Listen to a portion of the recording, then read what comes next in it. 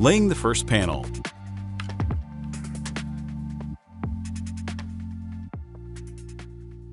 Before starting to install the panel, it is necessary to apply an adhesive EPDM seal to the edge of the panel.